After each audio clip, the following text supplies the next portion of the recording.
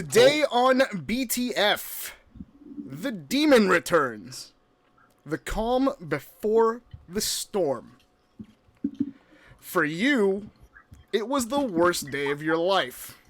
For me, it was the longest 10 weeks, and today is not even a Tuesday. Finally on the scene, and just as quickly off the scene, and a couple of reminders for you on the audio end. Have a listen. Was going with SplicedHelix. You touched on, excuse me, your picks earlier. So who do you have as your season 1 winner and why? I have Team Inferno as number 1. That was my number 2. I mean, Punk is Punk. My opinion right now, it is going to be 1 Team Inferno and 2 Team Storm. Samurai. Someone had to do it, man. Yeah, I'm buying the standings literally as they are right now. I will go as far as even predict their record. Inferno will finish 8-2, maybe 9-1. I think that they're going to run the table. Okay. That's bold even for me. Okay. Team Storm will finish 7-3.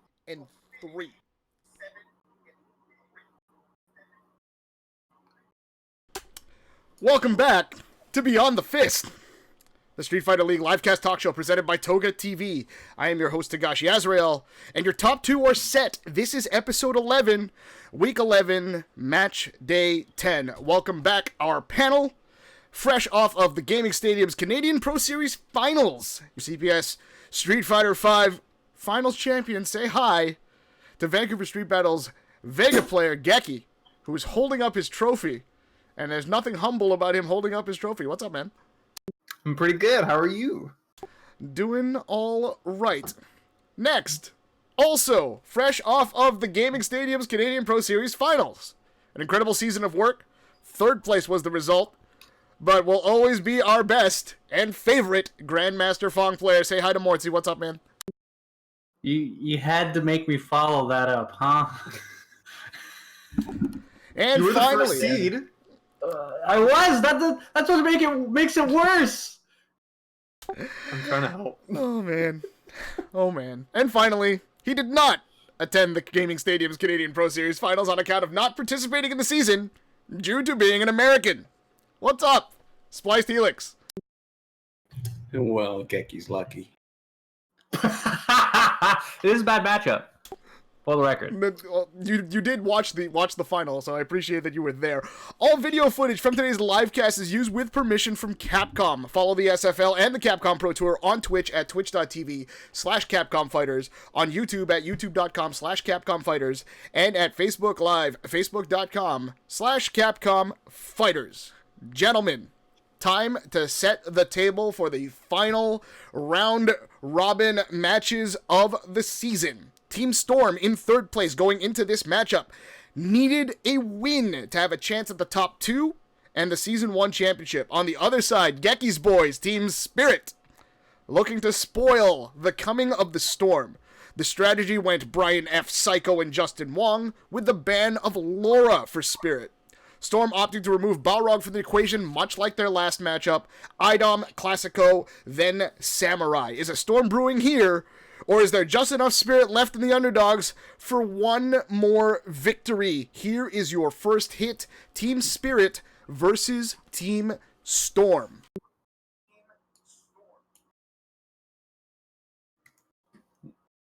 Nice. Fight. Against Brian F's Abigail. Nice check. Ooh, even better sweep. Nice distance. Conversion. Can use the can this time. Abigail doesn't have a lot to kind of contest that after a bullhead knockdown. Big facts. Since Idom has figured that out, that's definitely going to be a new tool in his arsenal, but run up, grab, toss him like a baby. As Tasty Steve would say. Shout out to Tasty Steve. I don't even know why Tasty would do that. The jump out, no conversion. He's going to get a punish. It's only a jab punish, so Idom gets away scot-free. Oh, does it react to the EX Dolphin dive? Now Iam's going to set up shop. Yep, go with the slide. Goes into the activate. After all, winds it all the way up. Gets the unblockable. Small amount of damage, but he's got the Ogi situation. Hits him with a stand medium punch into the V-Trigger 2, and you're dead. Man, that V-Trigger's good. Idom is looking mad nice.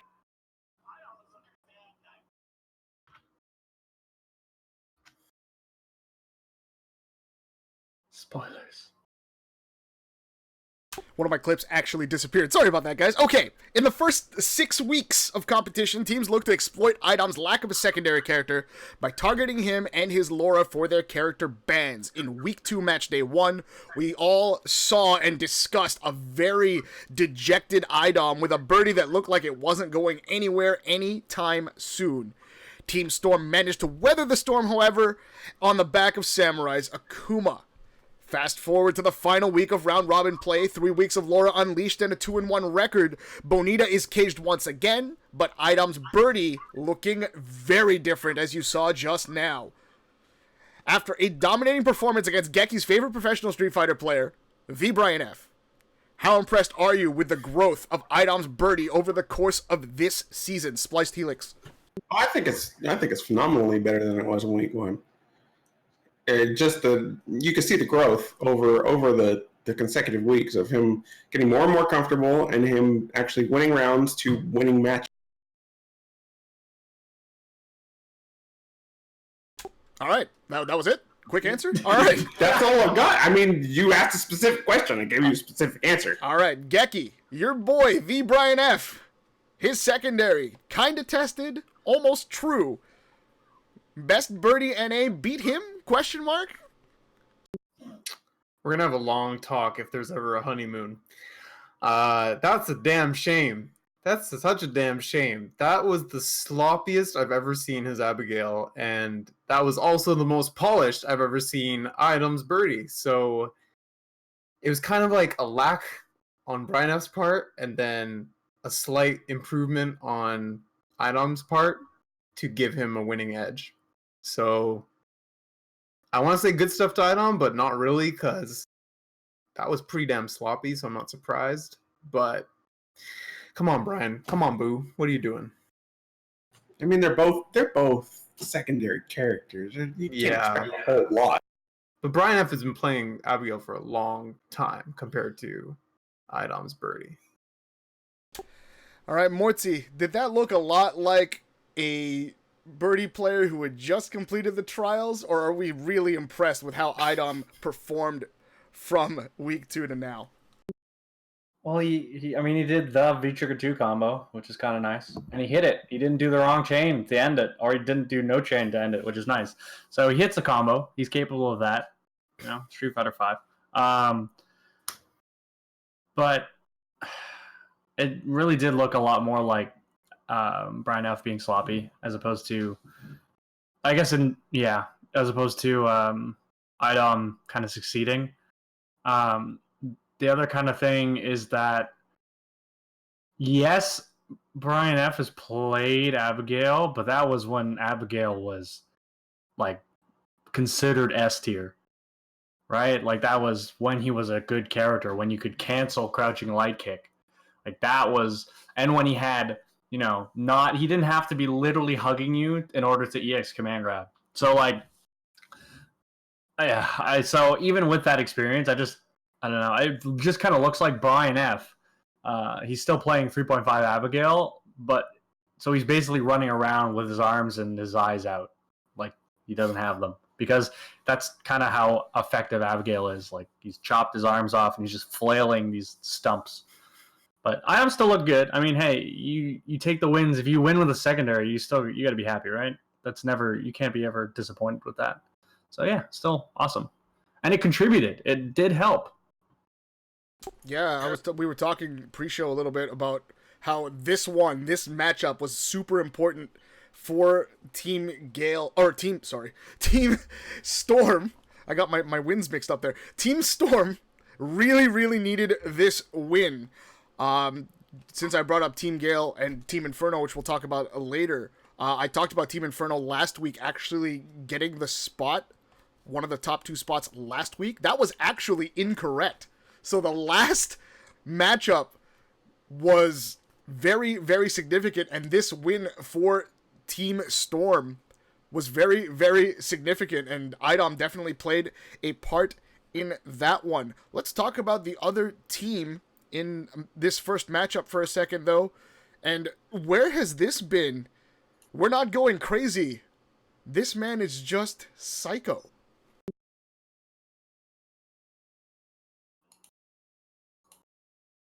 In my bones! Attack! And then blocked. Yeah, then you face the big bad that's like twice your level, and you're like, well, you know, Yeah. looks like I got some new techniques to develop.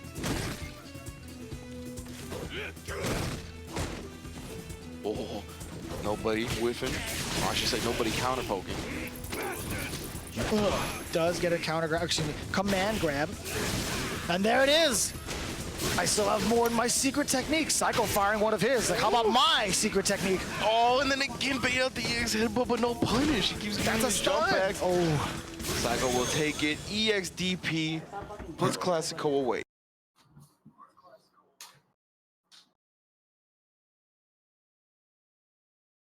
Man grab. Good amount of damage.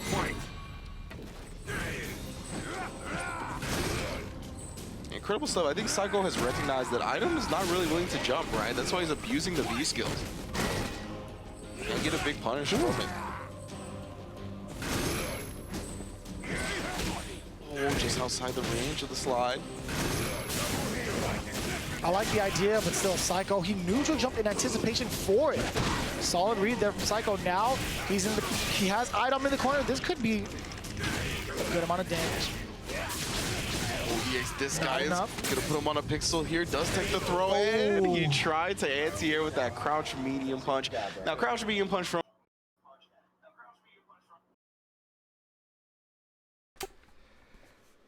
Psycho on Team Spirit hasn't shown much for the team throughout the course of the Street Fighter League. Behind powerhouse professional players in Justin Wong and Brian F., many would argue that Team Spirit's record is a result of Psycho being unable to carry his own against the field. This past week, however, Team Spirit was on his back as he did his best to carry his team to an upset victory, and actually nearly did so. How impressed are you with how Psycho played this week, and what has stood out for you from his play from the beginning of SFL to now? Mortsy. Man, like, Psycho's picked up wins before. Right? I don't know if it's the most notable, but one of the ones that stuck out for me is dusting up to snuff in the mirror, as far as I remember. But the other thing is that I don't know if I'm super impressed, like, about the wins to, like, this past week. Like, he played the wins, the people he did beat, he beat IDOM's Birdie, and he beat Classico, who is probably arguably the worst player in the CFN, or the CFL. SFL. CFL. Darn it. So it's like, yeah, like, he's winning when he's supposed to, right? Like, he's not a bad player. I just think Team Spirit themselves, they've all kind of not been playing, like, fantastically. You know, like, this is a team that a lot of people, at least one of our people, imagined would be one of the top contenders of the league, and they just didn't perform.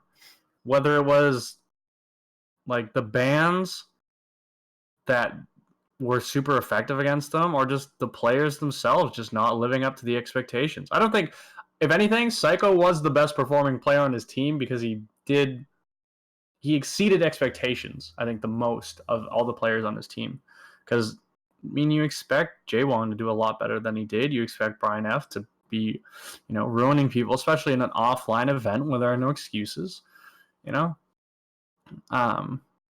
It's just interesting. I do think Psycho, yeah, he's picking up, I think I've said this about a lot of the kind of mid-tier players, is that they're picking up wins when they're supposed to, but they're not really, like, there aren't a lot of upsets. I don't think we've seen a lot of those at all, to be honest, is those upsets. We might. But yeah, I still think he won the games he needed to win. He almost got the OCV, which was great, but also against Storm, you're only, like, it could, depending on who's banned, if it's Laura, then Samurai's the team. If it's If it's Akuma, then IDOM's the team, and that's it. It doesn't matter. I don't really think it matters how the other two games go. It's just you need to beat the last person. That's it. And it's nice that the other two guys, you can help by beating the other people so that you have more cracks at whoever's left, but it's still like you got to beat the other person. Like that's what it is when you're playing Storm. So yeah, good for him. He got the wins. That's good. But it just Team Storm is kind of like you're beating a ghost of a team and the big boss is at the end kind of thing. SplicedHelix, do you agree? Oh, absolutely. I think Spirit's big problem is consistency. They win matches, but they'll win one here, one here, one there, one there, one there. It's never a solid. They have what, 2-3 wins on the season, something like that. Anyway, it's low. 3. Okay, it's low for what you would expect a team with, like Mortsy said, Justin Wong and Brian F on it. And I think that Psycho showed flashes, but they were inconsistent flashes. Geki, talk to me about Psycho a little bit. Did you feel like he had improved at all between week 2 and now? And how much of that do you credit to the other two players on his team? I think on his own, he definitely improved quite a bit. I think he's gotten more comfortable because he was on back when Red Bull Proving Grounds was a thing. He was on the online team when I was with him in LA, and I fought with him a lot, and he played probably the best out of his team. So he's had this kind of experience before, like being on a recorded show, playing in a team format, so he kind of knows like what to expect, sort of, right? This is just a few years later, and it's Capcom instead of Red Bull, but it's the same basic idea. I think his play he's gotten better at the way he plays, which is kind of, a little unorthodox, a little more hit and run style, but then, heavy on the counter poking. But yeah, I think it came down to having the other two players being really inconsistent. I don't think there's anything wrong with Psycho. He just hasn't been pushing past his limit or his expectations that he has on himself. Like Mortsy said, he's not really winning in a way that's surprising or putting up a fight where you think he wouldn't. But it's the other two players that are just failing, and it's just inconsistent. Like, they can blame it on matchup order, they can blame it on, character bans, but at the end of the day, like, you have so many chances to show any amount of skill or consistency, and they're just not. And I don't know what it is, to be honest. You can hear the level of dejection on the voice of Geki there. Of course, Geki did pick Team I spent so much money at the church, man. He's donated the tithes. Where's my seed? He's done everything that he's needed to. He worships at the Church of Blame, and unfortunately for Team Spirit, it just was not enough. One more match to talk about. Well, one more player to talk about, actually. Let's take a look at Samurai.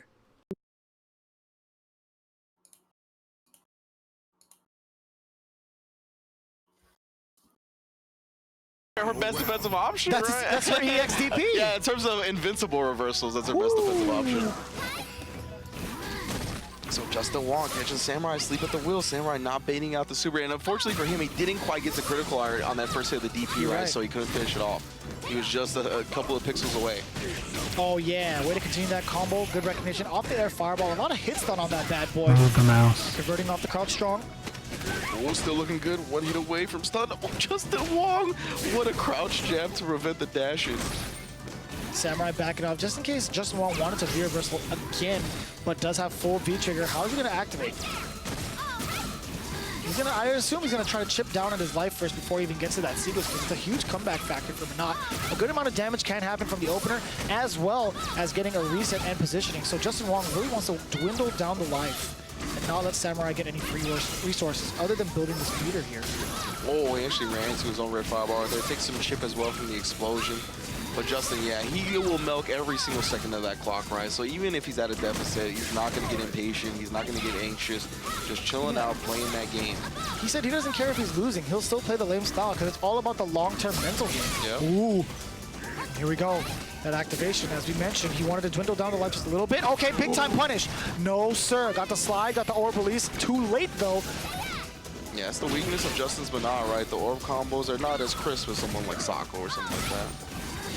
Okay, caught midway through. Yeah, of course he's going to anti-air that using that time freeze. Saw that 5 seconds left to go. Best believe he's going to escape, and that's going to put a game on the board for Samurai. Super smart from Samurai. They're using the EX Demon Flip just to come.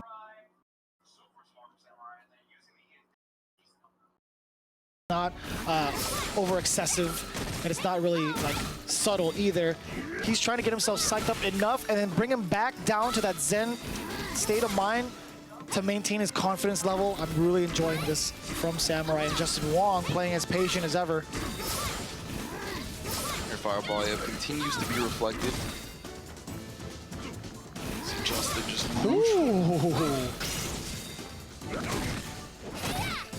We've seen Justin going to the neutral. That's something Samurai likes to do to players as well. Just staying in their face, no down back, no nothing. See what they do. Ooh. And that's all Samurai needed to get started.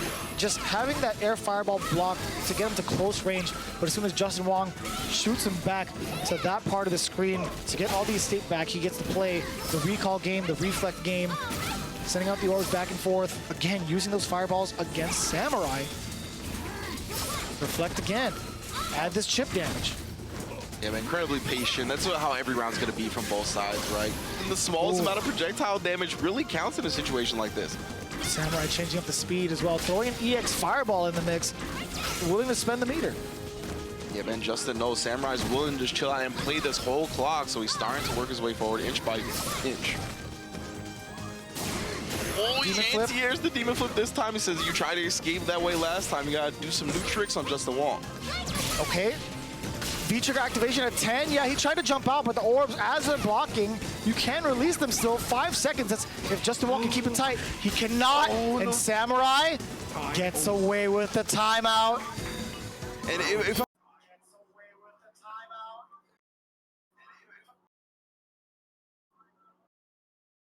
the overhead, and granted, you would think he's still airborne. No, he's completely grounded. Samurai double jabbed, got the match point, the team battle point, excuse me. Yeah, if he just needs one more round, he seals the victory for Team Storm, keeps them in that top 3 placing.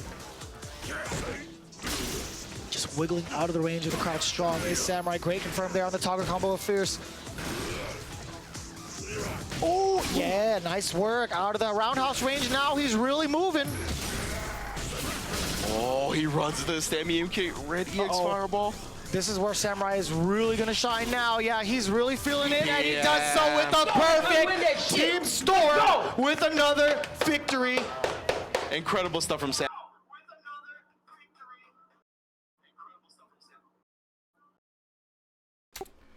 After 3 weeks without his main, Samurai returned to Akuma and returned to dominance. Justin Wong again claimed he got the order right, wanting to target Samurai and get the run back for his Manat.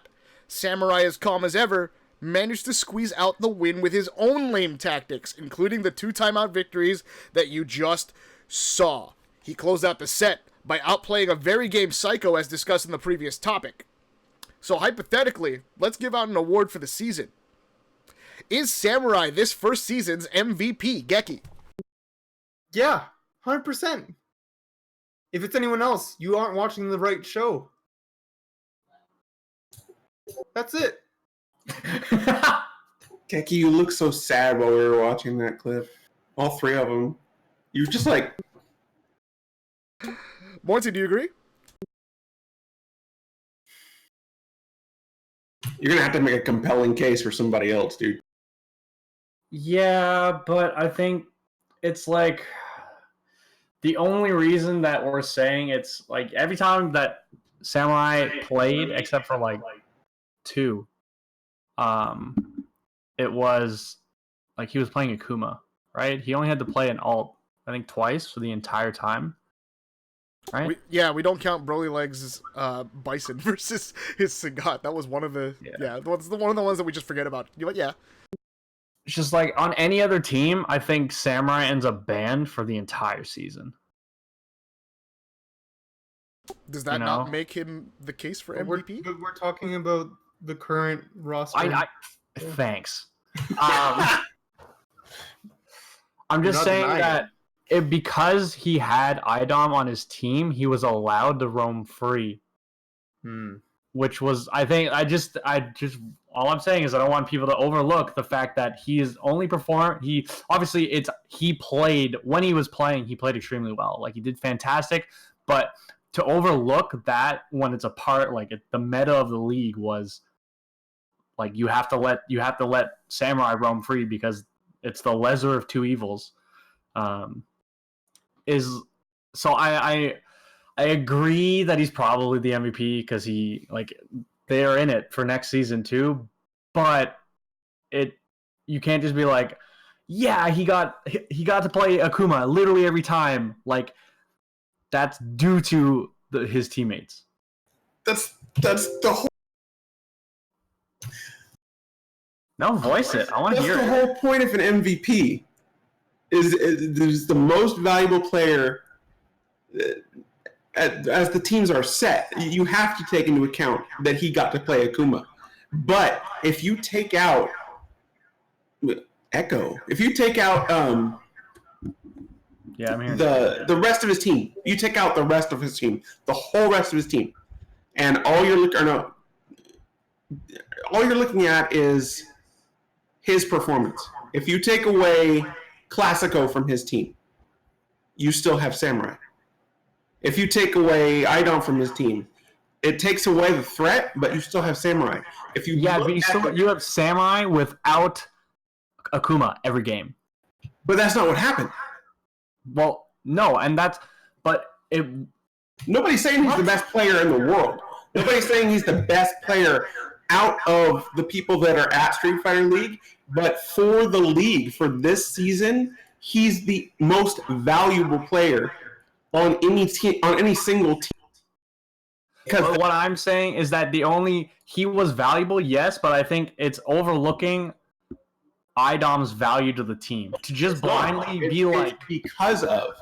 That's what I'm saying. I'm just saying you can't just be like blindly be like, Samurai's the best. He did amazing. This is all him. When the only reason that was the case was because IDOM was on his team, basically policing his opponents into banning him instead. Yeah, for sure. But like in this situation, because of the situation he's in and the whole league is in, he's the most valuable player.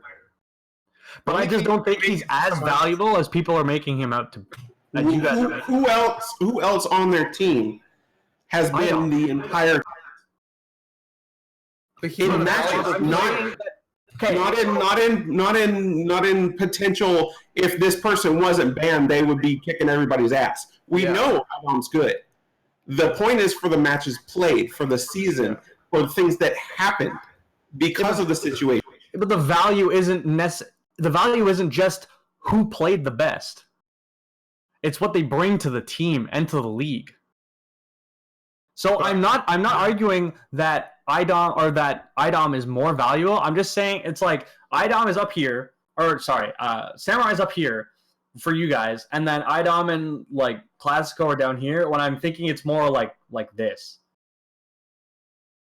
Like Samurai isn't necessarily as valuable.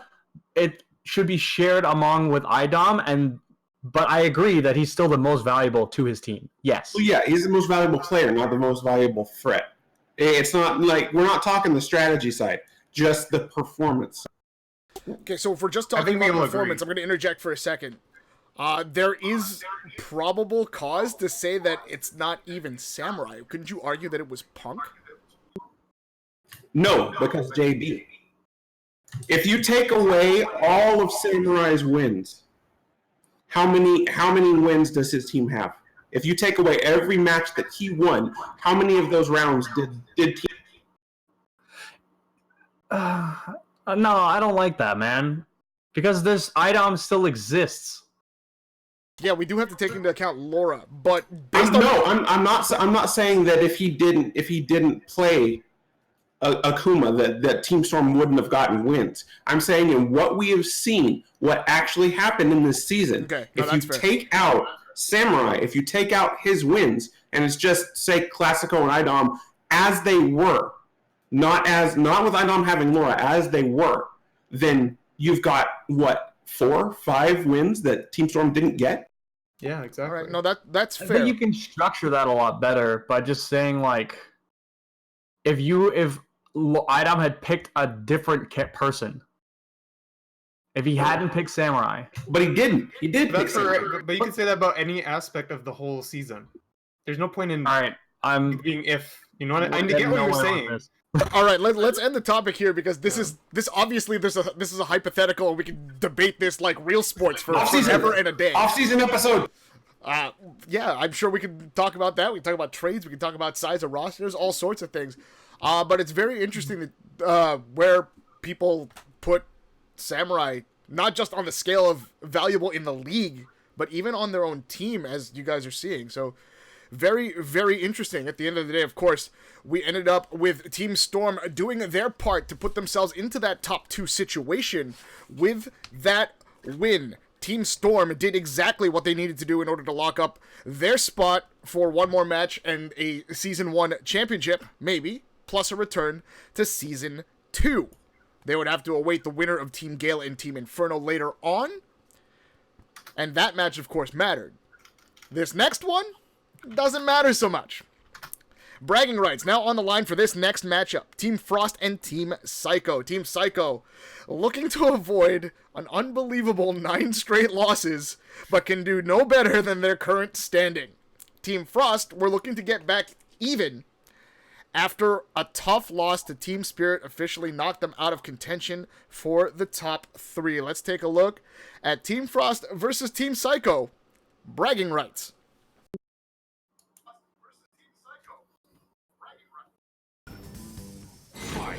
You know, nephew, not expecting him to work this hard up against Chakotay's G, but this is a real player right here. He's still having fun with it. I am paying attention to the player cam. He is like smiling and chuckling at some of these instances. Oh, big punish? Okay.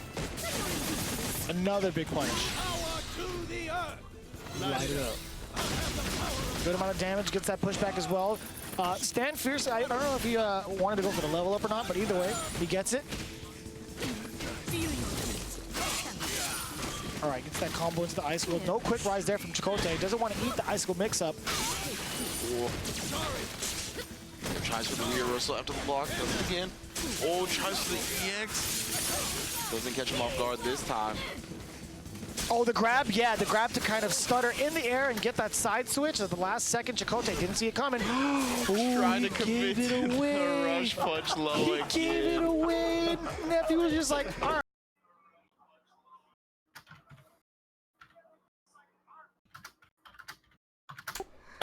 We've discussed this for weeks now.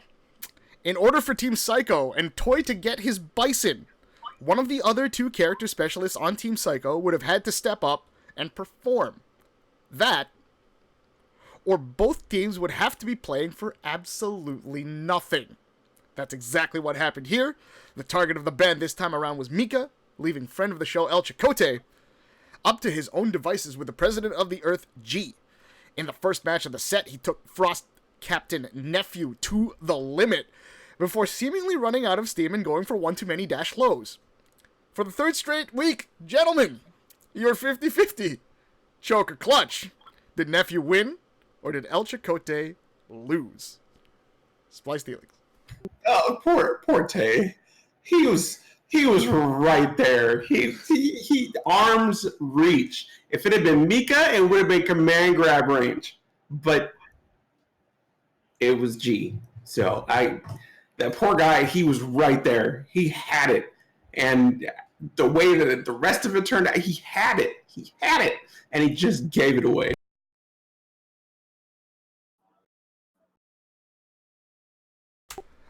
Mortsy, we love Chakotay. He's our boy. What was he doing? Yeah.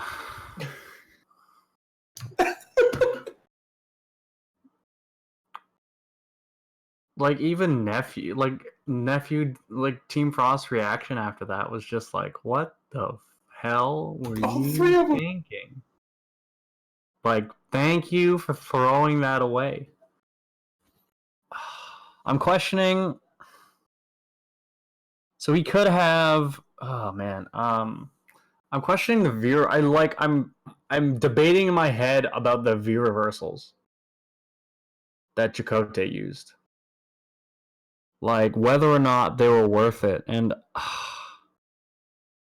like I like the idea, and I think it's what followed that made it bad. Like he should have just, if he intended on just searching for dash lows, why not do it with one that's safe? Like why not just why not just not spend V meter? You're the best V trigger in the game that you can activate off of a wild whatever the hell you want. But he chooses to spend it. But like it would have been fine if he had spent it and then just not done anything. And you know what? Honestly, I gotta commend him for having the conviction that he does and going for that dash low a second time. Nephew was watching his toes, man, and that's honestly like that would have caught. I bet that's caught a lot of people when he's played. On the note, though, like he took Nephew to literally, he had it in the bag. Nephew's Colleen, Nephew's main, and he almost took it. So like, good on Chakotay. Honestly, that was a strong showing outside of the cracks at the end.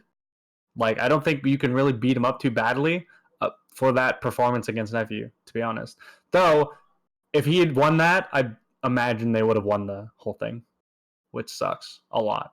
But and I think Chakotay put out a Facebook or tweet after the last episode had finally aired, saying he was basically pissed about how he played the whole season, as if he gets banned the one time he gets banned, and then he almost has like the best game of his life. Like, god damn it, dude. Yeah, He's from Canada, right? No. He's from Michigan. Oh, okay. All right, Geki, close us off on this topic. If we'll play another hypothetical, this will be less heated, obviously. If Chakotay, for whatever reason, played G the whole season, are we talking about 9 straight losses? Okay, so here are my thoughts. Interesting. As Punk said it before, Warlord tactics will only get you so far. That's literally, no offense to Tay. I love Tay. I love the Tay. I love some Tay in the morning. Love some Tay in the evening. Any time of day is great. Even on Saturdays, it's great to have Tay.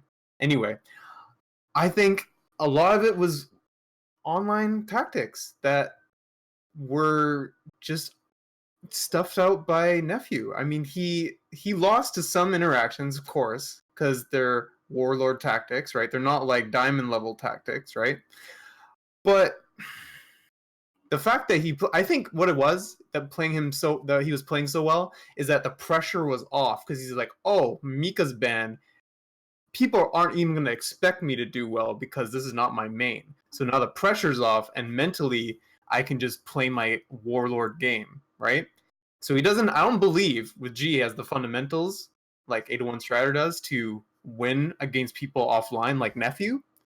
So good on him for getting close, for sure.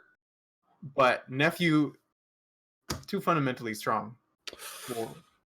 For Chakotay, not compared to other characters and players, but compared to Tay's neutral with G, not up to snuff.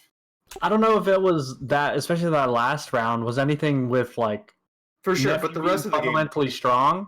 That was more like Chakotay, like having bad defense, and then like he would just finish his combo, and that was it. Yeah. And then like Nephew didn't necessarily do any wild whiff punishes or anything. He just Chakotay just hit things badly, and then Nephew just crouch blocked, and it was like Chakotay walked up and handed him the win on a silver platter. Just walked across, switched jerseys. Yep, he forgot full of shine. He hit the lag switch, and he's like, "Oh crap, I can't do it now. I can't do it. It's offline." Or it's like he forgot that he V-reversaled, and so when he was on no health, he kept trying to do low into V-trigger, and he's like, why isn't V-trigger coming out? He's looking. I got nothing. All right, so I guess we can close it off on this. I mean, they lost 9 straight. It's not like Team Psycho was playing for anything, whereas like getting to even might have mattered at least to Nephew. So that might have been it. right? Like, Chakotay's like, oh, I can do this. I was like, I don't need this win. Who knows? Who knows?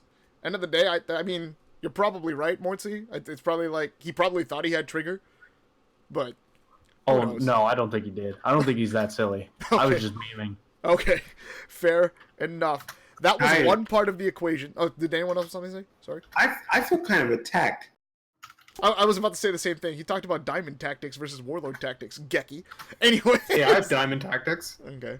All I was going to say they seem to work on certain people on the panel. They do. Anyways. See me offline. Okay. So anyways. Chakotay forced to play G was only one of the issues, or one of the parts to this entire equation.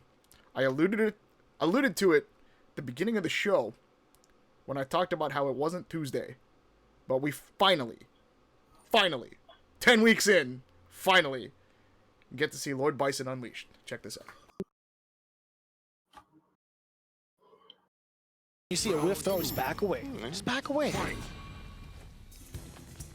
I think it's only with Bison, though, because, honestly, Bison having one of the furthest throw ranges, his back throw specifically, look it up, man. I'm telling you, that thing is far. And Dual Kevin got caught reaching right there. Toy managed to whip punch the throw and put himself on match point yet again.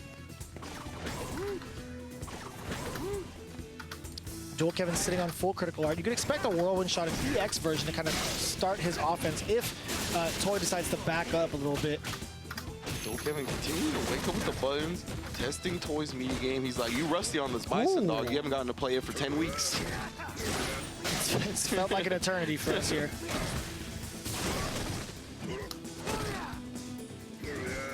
Well, you see it.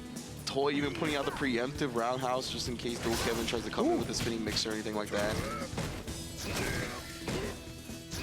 +1. Gray Life definitely adding up. Great block there from Toy. Super ambiguous. It could have been an eagle spike. We've seen that time and time again with Rashid. He could have spent the bar to use the eagle spike.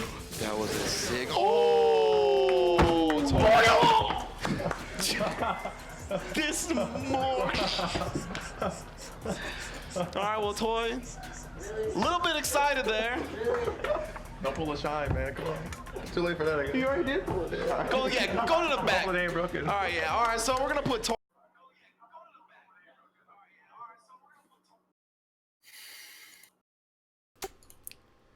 After 10 weeks of waiting, we finally get to see Toy's Bison in action. As you just saw from this clip, the best Bison NA did not disappoint. Dominating neutral game and abusive plus frames in a close match against Dual Kevin might have been the start of something special for Team Psycho had this been week 1. You're 50-50. Would Team Psycho be in a better position in the standings if Toy was not the definitive target for the bans throughout the course of the season? Or would this have played out more or less the same with other teams stepping up to take down Bison? Mortsy. I think the best answer would be yes. I don't know. Yeah. I'm just trying to think of alternatives, but I don't think there is one. Yeah, they're not gonna. I don't think they're going 1-9 if Toy gets to play his character for the entire season. But I know it's theoretical. I'm trying to imagine, like, how would that even happen? Teams are just dumb or silly. Who else do you ban? Well, that's it, right? No one on the Team Psycho really stepped up to be like, yeah, you should ban me instead. Like, at least with Storm, it's like, yeah, I OCV'd the teams like 4 times so you can spare a ban, right? But it's different with Toy when he's so clearly the best player on his team. And especially with how the results went. I mean, and they still lost. Like this, we spent 10 weeks going free Bison, and then he loses.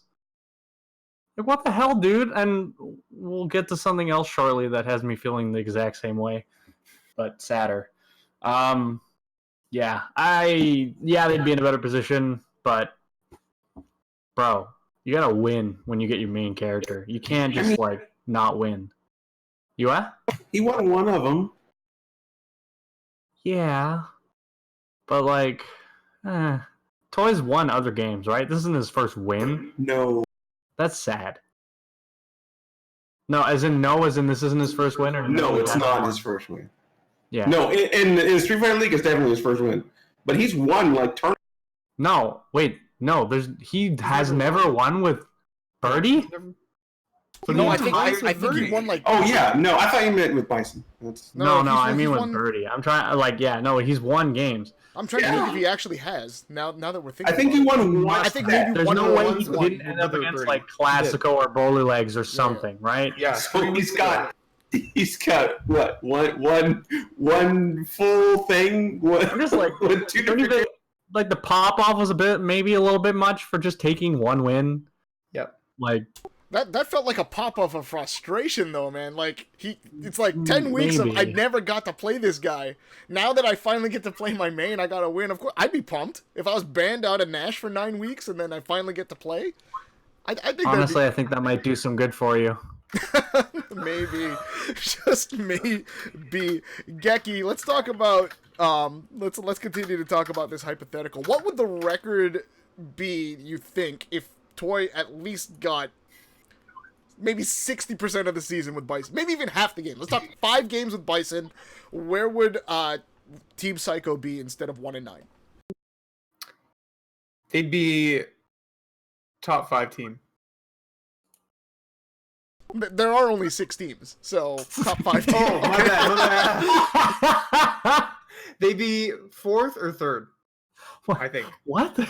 But hold on. There's a They move stipulation. up at least one spot, guys. There's a stipulation though. Hold on, because They're definitively not last. the biggest problem though with Team Psycho is actually not that Bison is being banned. It's that the other players lacked so much. If anything, I think they were more of a disappointment than Team Spirit. Honestly, which is really sad because I've seen Tay play offline. I've seen Just a Kid play offline. They are monsters. And the fact that they look like diamond scrubs, no offense, Helix. Wait, you're a diamond scrub too, technically, aren't you? But I'm a super diamond scrub. You're a am I. super diamond? Yeah, I lost because I was trying to work on You? fundamentals. Yeah. No. Well, that too. But anyway. But yeah, it's just a big letdown. And I think even if Bison was out, the other two still have to do something. Mm-hmm. And I think Toy, especially because it's Bison in a 2 out of 3, his defense is pretty bad. So unlike someone like, for example, Laura, who can stun you really fast, mix you easily, Bison still has to get work to get in, and his defense is worse than Laura's. So I don't know. It's really hard. I think if Tay stepped it up and Just a Kid performed better, like I've seen him play before, then I think maybe they would be more up there. But if it's just the Bison with the other two players playing the same level as they've shown this season, I think it would be maybe they'll get a few more games. Maybe Top 1 or 5. 2. Yeah. So maybe they'll actually just go up maybe 1 in the standings. Yeah, maybe they'll so they'd be ahead of outshine 1 or Spirit. 2 teams. Yeah, maybe. What's funny is I don't think your analysis of top 5 was actually off. It was just the way you worded it was hilarious. Yeah, I know. I'm sorry. All right, so interestingly enough, Geki pointed out that, or arguably, that Team Psycho was more disappointing than Team Spirit, than Team Spirit. But interestingly enough, on paper, we talked about on paper a lot, obviously in the week 2 episode or the draft day episode. On paper, all of us agreed that Psycho was probably among the weakest of the teams. So did they actually, were they even further below our expectations, SplicedHelix? I mean, I don't know if it's so much that they were further below than everybody else was higher up. I don't think Toy is on the same level as Justin Wong. And who on that team would be on the level above Brian F? The Brian F. I mean, just Bison alone, I don't, like Geki said, I don't think that would make that much of a difference. I think their record would definitely have been better. They would have gotten at least 3 times the wins they got. But yeah, I don't think it would have made that much of a difference. I agree that it wouldn't have made that much of a difference, but I think people, when we did, even though we thought they were going to be the weaker team, I don't think anyone expected, like, hey, they were going to win one game and then lose for the rest of the season.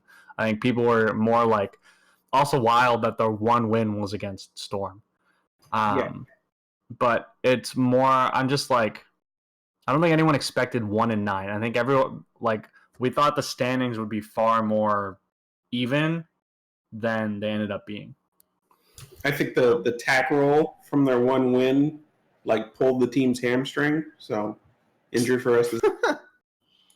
He blew all the personality and the positive energy in the first win. That was 10 weeks worth of pop-offs, and he did it one time.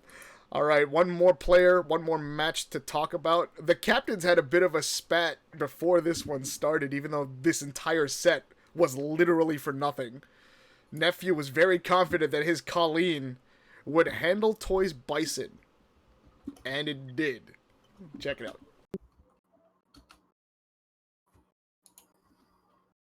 Great work from Just a Kid. Great reactions. Yeah, that was sick. The hard call out. He knew he wanted to close the distance. Made him pay for it. Oh, the stand medium kicks back to back to back. Oh, okay, that was a little difficult. He did a vanity step, dashed up right before she landed. Get forward throw, put him to the ground. Oh, and then the stand light kick. Parabellum behind it. Just a Kid is stunned off the armbar. Let it snow. Oh, Reset. He just resets it with a forward throw. Oh! You gotta be kidding. Yo, Nephew, looking out. Look at his face. He's like, man, I'm sick. That's a young man's reactions right there.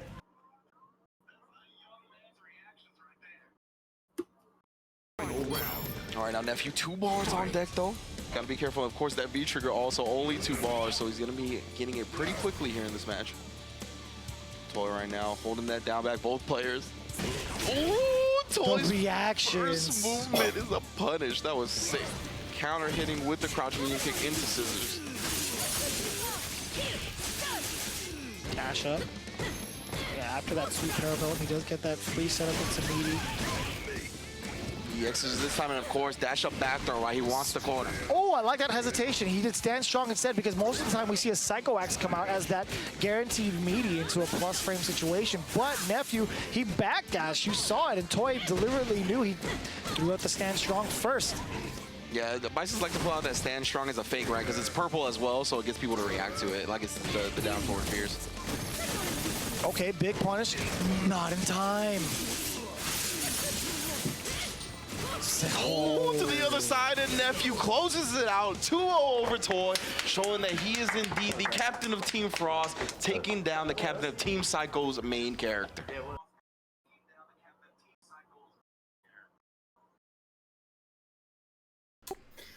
All right. With his team down 2-1 and having Toys Bison looming in the final match, Nephew dominated Just a Kid, getting the match that had both captains talking during the player order and ban announcement. Nephew proved that he has ice water in his veins, with the OCV beating all 3 members of Team Psycho and extending Psycho's season losing streak to 9 straight. In Week 2 Match Day 1, Punk nefariously commented that Nephew wasn't even the best player on his own team. Your 50-50, was Punk right? Or did Nephew prove that he is, in fact, the best player on Team Frost? Geki. He's definitely the highest ranked player on the team. I just get really annoyed when players... I'm sorry, this is just a mini aside, but I get really annoyed when I see top players that are qualified in like the CPT, they have a ton of points, and they can't punish basic stuff that top characters like Colleen do all the time. What does Colleen do after forward throw 80% of the time? Crouch, medium kick. Why do you get hit by that now? Why does everyone get hit by that? She can't do anything except crouch, medium kick to keep you still. Oh my god. And then EX Parabellum? How minus is that, everyone? How minus is that? 7. At least, right? No, it's At 7. No, it's actually -7. It's actually -7. Okay. because I know this hits. It's not -2. It's not -3. It's not -4. It's not a 1-frame punish. You played Bison. You even did it, and you mistimed it. Come on, guys. This is not pro level play. This is not pro level play. But Nephew, good job. That's all I can say. I love how Geki completely dodged the question and just went on a rant. He went on a rant. Yeah, he's the best. He's the best on the team. Okay. He's the best on the team. Okay. Yep. He answered the question. SplicedHelix, please answer the question. Oh man. So anyway, on the side, no, I'm just kidding. I think Punk was playing the mental damage card in when he said that. I think he was totally just like, you suck. So and we're gonna win because I'm talking crap before we even play, and it worked. I mean, I think everybody knows that Nephew is the best player on that team. All right, Mortsy, do you agree?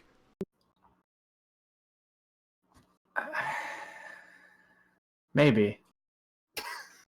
I'm just thinking, because, yes, I think Nephew's probably picking up the most wins on the team. But I think Up to Snuff he got dusted as Akuma, which is actually kind of impressive that Justikid did better than Punk did against Up to Snuff's Akuma, which is kind of wild to me. There's no jury.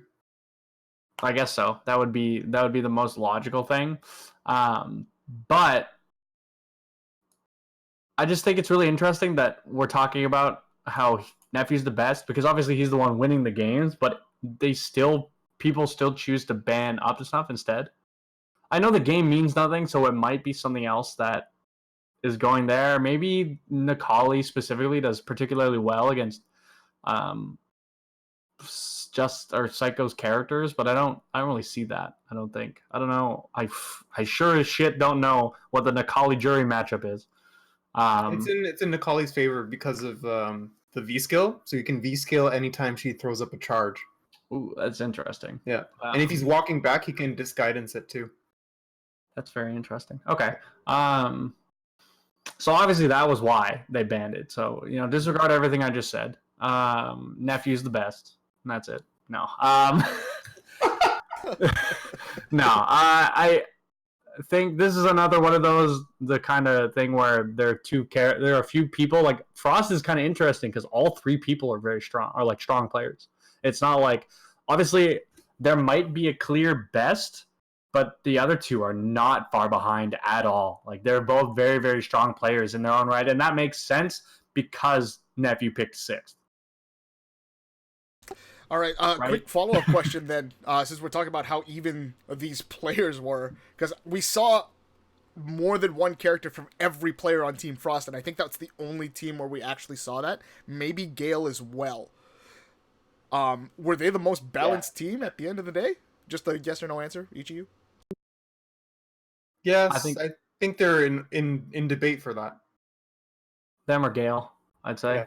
Because Gale, Inferno's top heavy with Punk JB. Storm has Classico. Inferno has, they have Brawly Legs, and then they have the top heavy.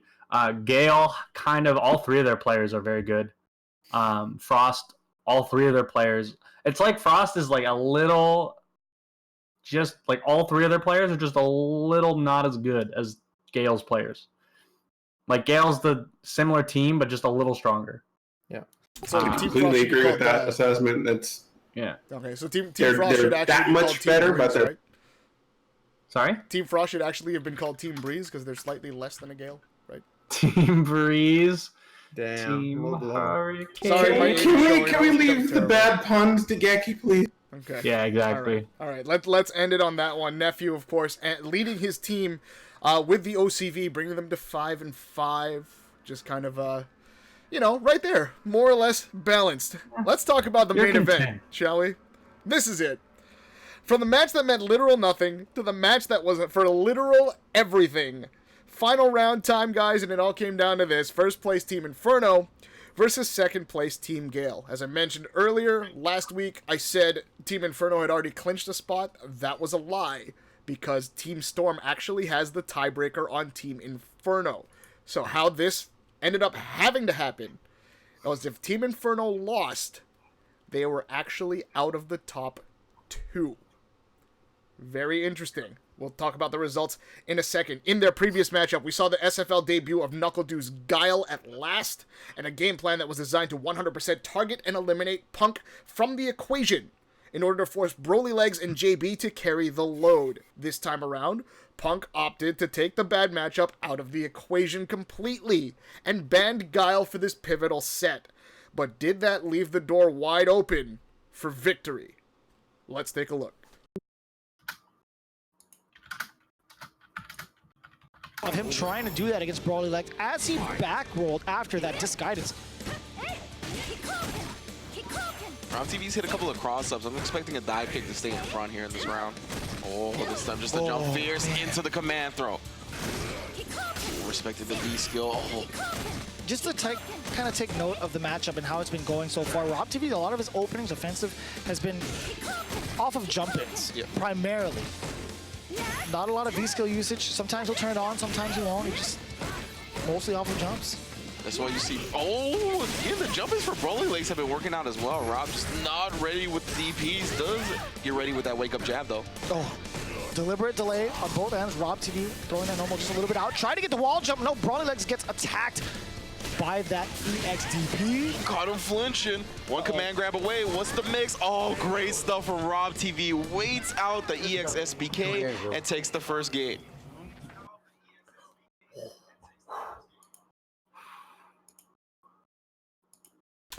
With Guile the target for the ban, Inferno put 2 of Gale's members on notice while opening up one of the game's most dangerous characters to NuckleDu's first overall pick, Shine and the Ibuki. With the Karen ban from his own team, Rob TV was once again put in a situation where his main and secondary were both off the table. As we saw previously in the season, Rob TV opted to go with a solid Necalli pick. This paid off in the end as his Inferno counterpart Broly Legs was just unable to deal with the intelligent onslaught put forth by the FGC's Hollywood A-lister. How did you feel about Rob TV's performance throughout the course of the season? Mortsy. He did great. I thought he did super well for being the last pick of his team. Or the last pick overall, too.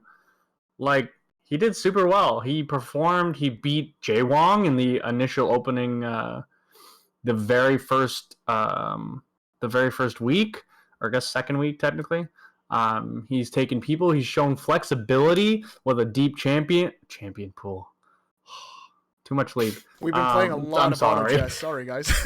God damn it. Oh, I almost said hero. Character. Now he like that, and that was super important due to scenarios like this popping up as all 3 of their characters having. And this was one of the scenarios that I pointed out before, was that Rob TV could get screwed due to, I initially considered it being an overlap with secondaries with Shine and with Rob TV both playing Karen.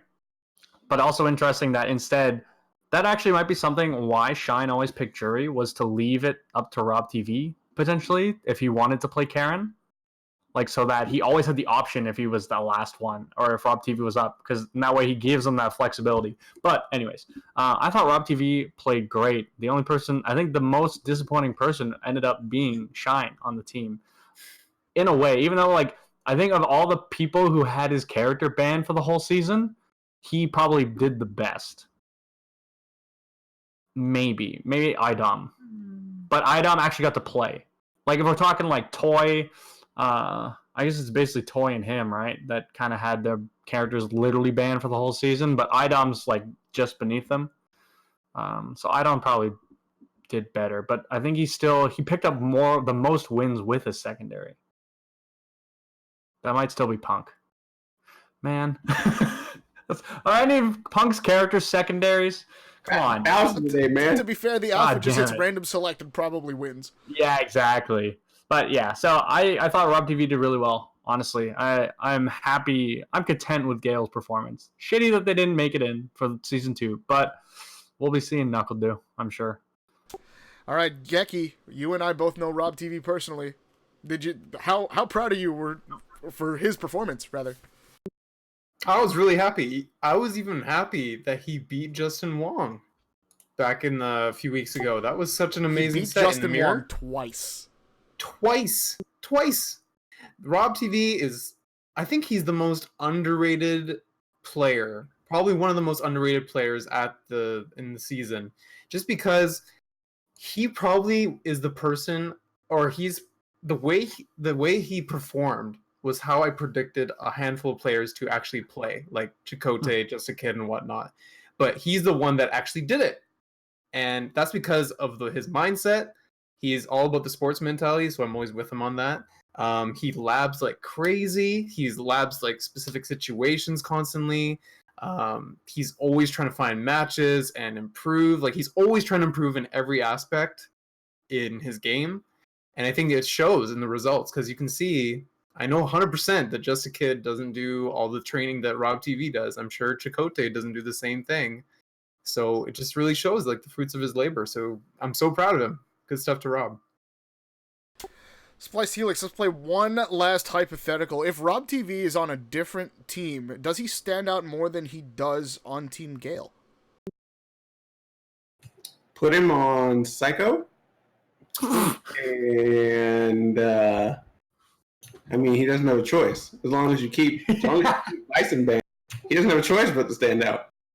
The dude, I said it in like week 2 or week 3, he had a chip on his shoulder from being picked last. And he played like he had something to prove, and he did it the entire season. He was phenomenal. Rob TV MVP. Yeah. Oh, that's an interesting discussion for another day. I wouldn't go that far. I think you can most improved of 2019. You can do most improved, but no, I wouldn't go MVP. Another Now we discussion already had for this another discussion. day. I don't want to have it again. Tune in off season. I know, we will have some off-season shenanigans. I'll talk more about that Rated a R. little bit later on, but big ups to Rob TV. Very impressive showing throughout the whole season. Playing like he has a chip on his shoulder, like SplicedHelix said. You actually said that on draft day. And just playing behind the 2 players that were also on his team, he definitely pulled his own weight throughout the course of the season. All right, moving on. This was the match of the night. Gentlemen, it was captain versus captain. Take a look. For Punk, but Knuckle do staying solid, staying patient. He knows.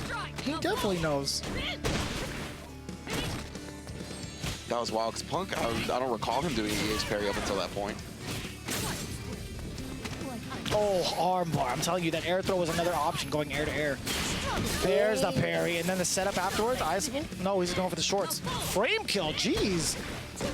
EX parries so much damage on Cammy's pixie health. I don't like that. Immediately, as soon as he loses his aggression, he just backs off. But Punk with that V-trigger knows how to suspend it. Airborne, you might expect it. Closing the gap. Activation off the low forward. Backs off in that range where he gets threatened with the dive kick. See, he's trying to set up for frame traps now, but Knuckle Dude's not giving it to him. Knows he can survive a throw.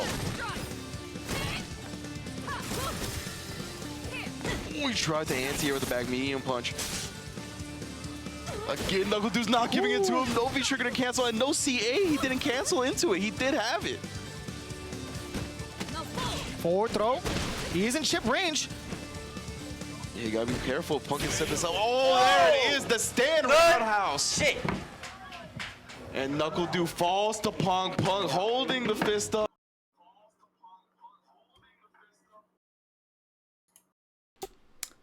You could hear a pin drop in the final round of this set. With both captains targeting each other for the bans, it would be up to the strength of their secondary choices to determine a winner. In the crucial moments of the round, we saw an inexplicable miscue from Knuckle Dude, failing to confirm his crouch-heavy punch into the critical art, which would have sealed the pivotal Game 3 for Team Gale instead. Punk took full advantage, doing what he does best in neutral, proving that even the best in the world is better lucky than good. This match gave us everything that a pivotal match in a set should be. For you guys on the panel, whose secondary play impressed you more throughout the course of the season, Knuckle Dude or Punk, SplicedHelix? Nephew. Like, seriously, out of everybody that had to play secondary, his G came to play. You know, it's Punk. I don't think Punk has secondaries. I think if one is your main and two is your secondary, I think all of the Punk characters that aren't Karen are 1.5. I don't think he has a secondary, but I think they're all above that. So if I don't know, Zangief. I think Chun is a secondary. All right, Mortsy, who impressed you more with their secondary play? Because we saw mostly secondaries from both of these players. I would say NuckleDu's Guile impressed me the most as a secondary. I don't think Guile's his main, if I'm being serious. I think that Cammy is now his main, and has been for a little bit. That's so sad. It is. But one thing I guess I'm just pointing this out for giggles and poops, but is that... Now you censor yourself! I'm sorry. Last episode. It's the last episode. Somebody clip giggles and poops, please. Go ahead. But Hashtag Capcom Fighters.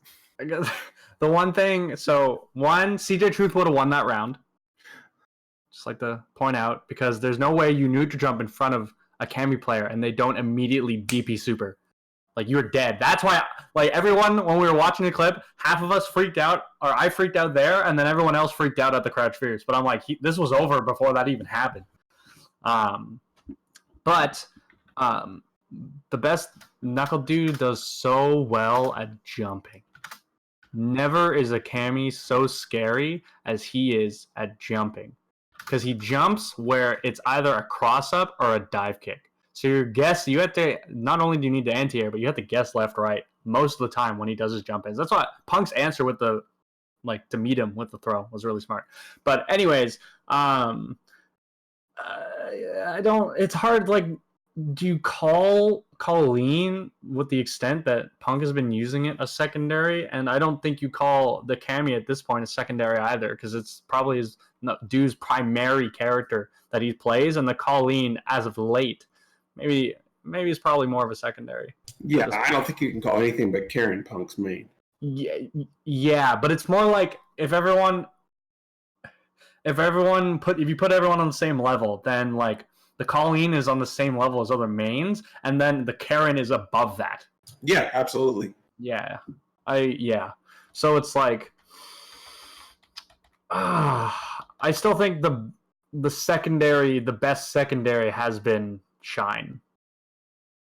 For like all the players, the people who showed, but maybe the Nephew G. The Nephew G was also very, very strong. I agree with that assessment as well. But that was a nutty match, man. That's just two opportunities staring you in the face. I wish they had showed I wish you'd showed in the clip what Gale looked like after Du lost. But the romance between JB and Punk is adorable. Like, you can see the look on JB's face, like, thank you, dude. You did this for us. It's like Geki and Brian F. I was about to say that it is almost exactly like Geki's affection for the Brian F. All right, Geki. Anyways, your answer. He still doesn't watch the show. Geki, go ahead with your answer. I think NuckleDu, actually, because I really liked his Nash. Surprisingly, he shook a lot of people with that Nash pick. Seriously, good counter pick. Yeah, he did. Almost pulled it off strategically. He didn't use Mika once, did he? No, he did not. Which is very surprising. He hasn't pulled it out for a season and a half, I think. And he also only used Street Fighter, not the season here. He only used Guile the one time too, eh? Yep. Just against Team Inferno when they beat Team Inferno the first time. Time, yeah. So I think NuckleDu for sure. Punk, yeah, you guys, I guess you can agree, with that his other characters are pseudo mains, sort of. They're not really secondaries because he plays them the same, right? There's almost no difference except just swap the normals, like we talked about before in the last episode or 2 episodes ago. Punk means Punk. Yeah, exactly.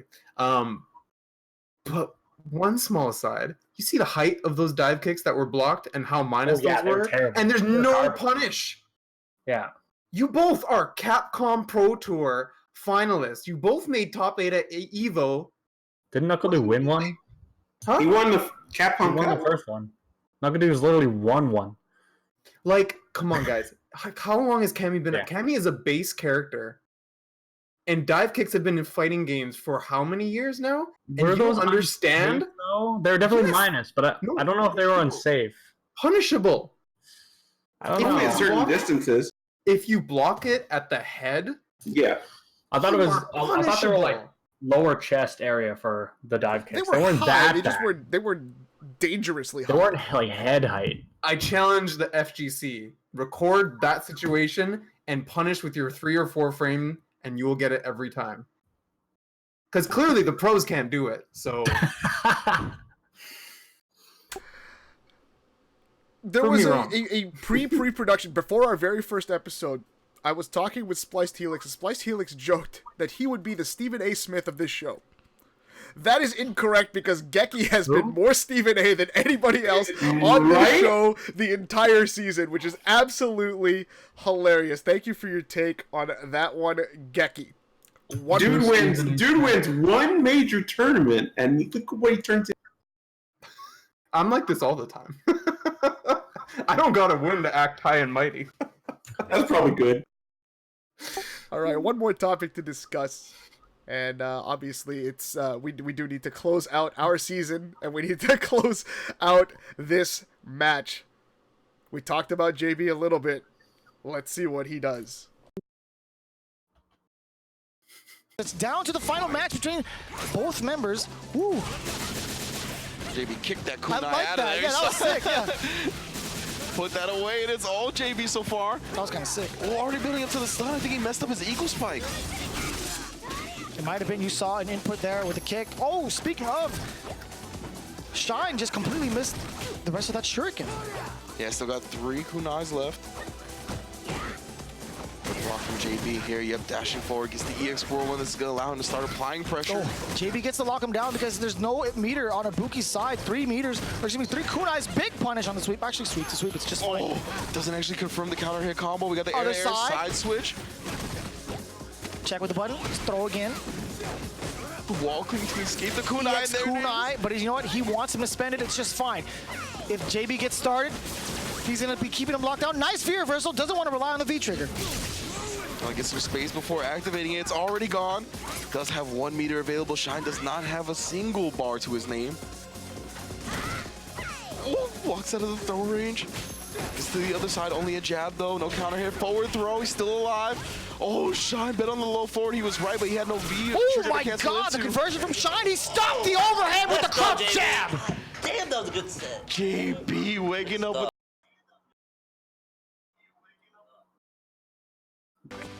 Do letting him rock now. Rob TV. Remember, he has to go through JB and Punk to bring Gale into first place.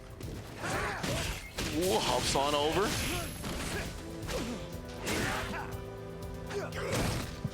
Again, the roundhouse spaced well from Rob TV, but JB not swinging into it just yet.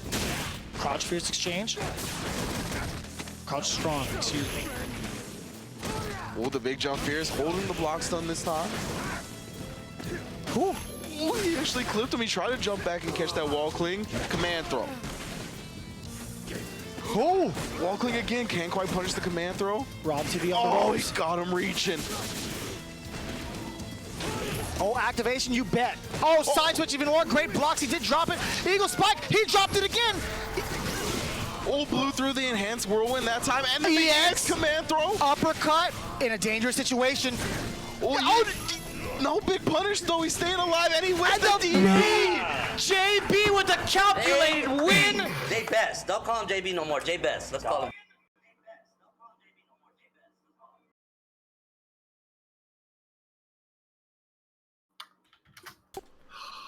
Having Punk as your team captain might have you overshadowed throughout the course of a season, but make no mistake about it, JB's Rashid, when allowed to play, has been an absolute monster. JB definitely held his own throughout the course of the tournament, even when he was the target of a ban. This season, showed us how methodical his gameplay can be, contrary to what many people see when it comes to how Rashid as a character plays. In a fashion befitting of this fight's magnitude, JB came through in the clutch against Shine's newly freed one-and-done Ibuki before closing out the set like Punk before him. Better lucky than good against a more than game Rob TV. How much of a factor did JB play in the success of Team Inferno, Geki? Man, JB is so clutch. Like, he is so good. I don't think it was anything to do with like sloppiness or not having his access to his main characters, like on the side of Rob. He just picked it up so well. He's always been good in the clutch. Like, if you go back and watch his matches from season 1, season 2, that's always been his factor. And I think also as well, he just has such an awareness in a lot of situations, even though he might, like that eagle spike that almost comboed that Mortsy had to rear his head back because it was such a big miss. He's very aware of a ton of specific situations because of his labbing and his training mode time. So I'm not surprised that he was clutch. It's just how many times he missed something that would have got the win and then just dropped it and then still picked it up in the end. So I think that was more surprising to me. But yeah, I'm very impressed with JB's play. Not surprised, but I am proud. SplicedHelix, did JB have more of a chip on his shoulder than even Rob TV? And how much did he play a factor into Inferno taking the season? I don't think he was playing with a chip on his shoulder at all. I don't think that's his demeanor. I think he was just, he's one of those kind of guys. I think he was just happy to be there. But Team Inferno is like, in medieval times, you have a flail with a spiked ball in the end that does the damage. And in order to swing it around, you have to have a solid base. JB's the solid base. He is solid for that team in his consistency. When he had his character, he won almost every single time. I guess I would make Broly the chain, just for moral. Because a flail needs 3 pieces. Yeah, I mean, his banter was the moral compass for the flail. We'll go that way. But Punk is definitely the spike ball. That's where the damage comes from. But JB was there to allow the spike ball to be swung around, and he did his part. He played his part almost perfectly. Mortsy, how'd you feel about JB and the season that he had in Street Fighter League? JB, he played super well. Like, he did super, super, super well. Even his birdie, I think, was better than the other 2 birdies, to be honest. I think he did that, like, he's not accomplishing much with that compliment, but, like, it was still, like, he did well. But, God, and yes, I'm just bringing it up now because also, I think it was Helix that pointed out, someone pointed it out, that EX Eagle Spike in V-Trigger 2 never juggles. Like, it doesn't juggle. You have to start it. You have to hit like it's starting. You can't use it to juggle after anything. It doesn't work. So the fact that he tried it anyways is just like, bro, come on. You've been playing this character for 4 years. And who am I again to really say anything? I think JB did a really good job. That was really good for season. I thought, just like to highlight the match, the fact that he, like, unfortunate for Shine, this is why I'm sad. Unfortunate for Shine, he finally gets a bouquet and he plays JB first game and loses in the NLBC run back. So it's not like these guys are playing for the first time. These guys have played in weeklies for the first like 3 seasons of the game. Like, they are 2 seasons, one of the anyways.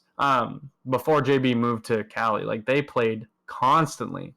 So, and that showed in Shine's Ibuki matchup knowledge, or Shine's matchup knowledge, like V-reversaling the normal instead of the mixer, the EX Rida to beat the light whirlwind shot. Anyways, but yeah, no, I think there's no chip on his shoulder. There's JB, I think he had like an anti-chip on his shoulder. He had like extra shoulder. Like, okay, I can because when you have a cushion like Punk, right? There's never really, it's just like, it's fine. Like, however I do here, exactly. Whatever I do here, it's still gonna be like, Punk's here too.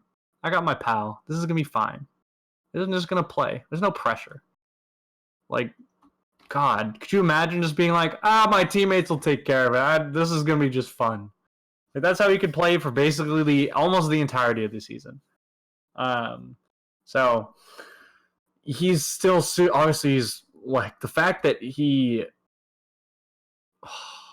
I can't believe another team didn't pick him first. Is basically like. I was about to talk about that just real briefly because in the first match for the draft pick, and we touched on this in pre-production, the first match for the draft pick was this exact match. It was Buki and Shine versus Rashid and JB. JB won that match. NuckleDu still took Shine. I mean, strategically, it was a good pick. It was a good pick. Yeah. I mean, who going into this in a draft day as a captain is going to think, well, they'll ban his character 10 weeks in a row. I think the hardest part about that, now this will be thought about next season for sure. And they don't have to think about it because these two teams, I believe, will be set in stone. So they don't have to think about it. But the other teams coming in will need to think about actual player depth because the team that NuckleDu put together, I think it's genuinely a no-brainer to be like, yeah, they're going to ban Shine literally every time. Mm-hmm. Like, and if he had I think though if JB had been on their team, then it might have been Rashid banned every time. Like that's just, although NuckleDu is obviously very scary, there's no character on that you just go, shit, I really don't want to play against that. But Shine Ibuki, JB Rashid, Nephew Colleen, Samurai Akuma, Idam Laura, these Toy Bison. Yeah. These are all things, but no, it's another one of the, like, he has so many characters, why bother kind of thing. It's like, you're going to have to play Punk eventually, and we've discussed this to death, but yeah, it's just like that is something that the teams next season are going to need to take into account when they're trying to do their draft for the teams. One team's going to get screwed, and they're not going to be able to think about it, but that's fine. The other teams, when they're making your picks, you need to think about it for sure, at least with your first pick, because you can't really do it for your second. So, yeah. I hope this thing goes for like 6 or 7 seasons, so that no other season SF6. Well, I mean, you could continue it into SF6. That's what I'm saying. Yeah. So no other season could ever have 2 characters that were banned for 10 weeks, both got set free, and both. Yeah, painful, legitimately painful. Yeah. Well, I mean, Mortsy, you brought up an interesting point. You listed out a bunch of the successful players from this season. On paper, we were talking about how important character balance was, or having depth in your character pools was, but it looked like that it was the character specialist that really shined this season, at least from what we've seen to a degree. The character specialist who had teammates. Fair. 100% fair. More to talk about with that when we do any sort of off-season show. Lots of topics to discuss. We definitely got to do a roundup. Oh, we do. We absolutely do. Of some sort. All right. Yeah. Speaking of roundups, here's your segue. After 10 weeks of round-robin play, your final standings are as follows. Team Inferno, 8-2. Congratulations, SplicedHelix, on your pick. Team Storm, 7-3. The record correctly predicted by yours truly. Team Gale, 6-4 at third. Sorry, Mortsy. Team Frost at 5-5. Team Spirit and the Church of Lame at 3-7. And Team Psycho rounding out the bottom. Rest in pieces. 9 straight losses. 1-9. Championship match will be decided at CEO, as far as I know, between Team Inferno and Team Storm. Both of them, of course, will also move on to Season 2 of Street Fighter League, which we will discuss once we have more information on That's on Friday night that. At CEO. Okay. All video footage from today's livecast is used with permission from Capcom. Follow the Street Fighter League and the Capcom Pro Tour on Twitch at twitch.tv/CapcomFighters, on YouTube at youtube.com/CapcomFighters, and on Facebook Live, facebook.com/CapcomFighters. That is it for Season 1 of Beyond the Fist, the Street Fighter League livecast talk show. Thank you for tuning in for a full season of competitive banter, Crouching Tiger, hidden girlfriends, stuff being dropped like poor execution, streams being cut, and all things associated with the belligerence of the four of us talking into your ears and entertaining your eyes on a live internet broadcast. Season 2 of Street Fighter League is just around the corner, and no doubt, what we see beyond our fists will be there too. For the panel, Geki, Mortsy, and SplicedHelix, I have been togashiazrael. Thank you for tuning in. GG's, bro. GG's. Good fight, and good night.